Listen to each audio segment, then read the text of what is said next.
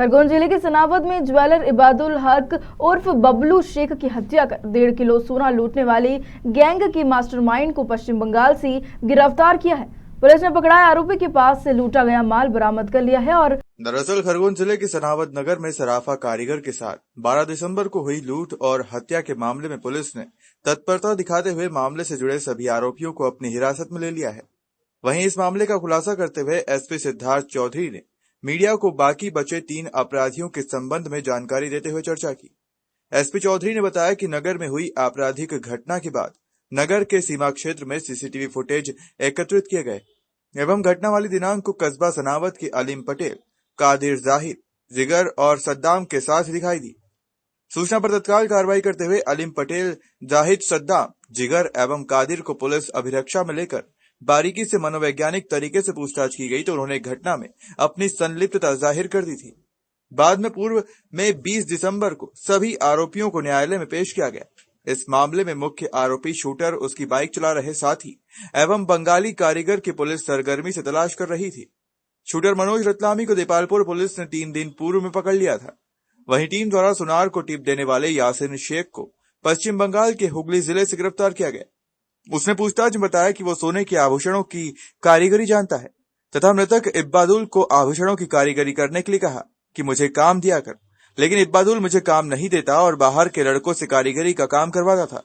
पूछताछ में आसिफ ने बताया कि इब्बादुल को लूटने का प्लान यासिन के दिमाग में आया, लेकिन इस काम को अकेले अंजाम नहीं दे सकता था।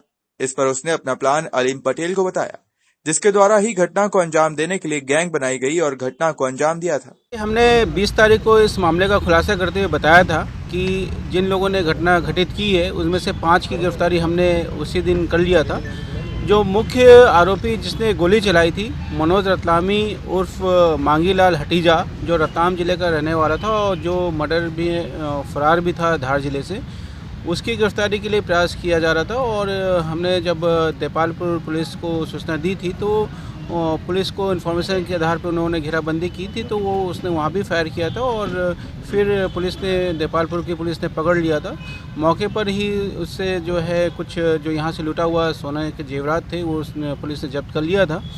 इस पर से हमारी द्वारा जो है लीगली जो है इसमें कार्रवाई करते हुए उसकी गिरफ्तारी की गई और जो लूटा हुआ मशरूका था उसे जब्त भी किया गया।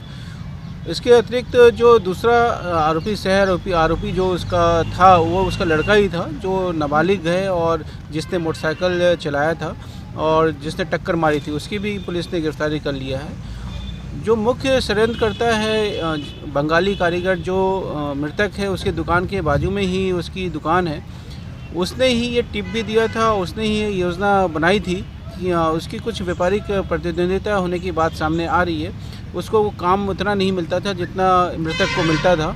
इस पर से रंजिश रखती है उसने पूरी प्लानिंग के तहत इस हलीम को उसने कॉन्टैक्ट किया और हलीम के माध्यम से मनोज रतलामी को यहाँ बुला के पूरा घटना को अंजाम दिया है। उसकी गिरफ्तारी के लिए भी हमारी टीम पश्चिम बंगाल गई थी और पश्चिम बंगाल में हुगली जिले का ये रहने वाला था। वहाँ से उसकी गिरफ्तारी करते हुए हमने उसके ट्रांजिट रिमांड पर यहाँ लाए हैं और हम उसके यहाँ पर PR ले रहे हैं। अभी तक की जो कहानी सामने आई है वो इसमें ही आई है कि जो यासिन शेख नाम का जो बंगाली कारीगर है, उसको ये पता था कि ये व्यक्ति जो है रोज़ इस टाइम पे ही जेवर लेके अपने घर जाता है और फिर उसने हलीम को कांटेक्ट किया और फिर उसके बाद हलीम ने जो है उसके अपने अन्य साथी जो थे कादर और जिकर और सद्दाम, इन सब के मिलने के साथ साथ इन लोगों ने एक योजना के तहत जो है इस घटना को अंजाम दिया। अभी तक हम लोगों ने जब पूछताछ किया तो ये भी बात सामने आ रही है कि घटना का उद्देश्य हत्या भी थी, क्योंकि यासिन ने मनोज रतलामी के बोला था कि उसको किसी भी हालत में मारना भी है।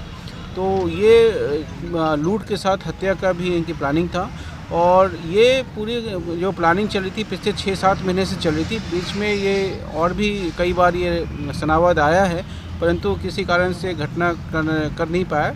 तो इस तरह से पूरा षड्यंत्र इन लोगों ने काफ़ी दिनों से ये लोग कर रहे थे। कांड हुआ उसमें हमने शामिल सभी आरोपियों की गिरफ्तारी कर ली और माल मशरूका की जब्ती कर ली और जो इसमें हथियार और मोटरसाइकिल प्रयुक्त थे उसके भी हम जब्त कर रहे हैं। कितना मशरूका सर जब्त हुआ इसके अंदर? करीब 1 किलो 400 ग्राम के आसपास मशरूका है और मोटरसाइकिल जब्त हुआ।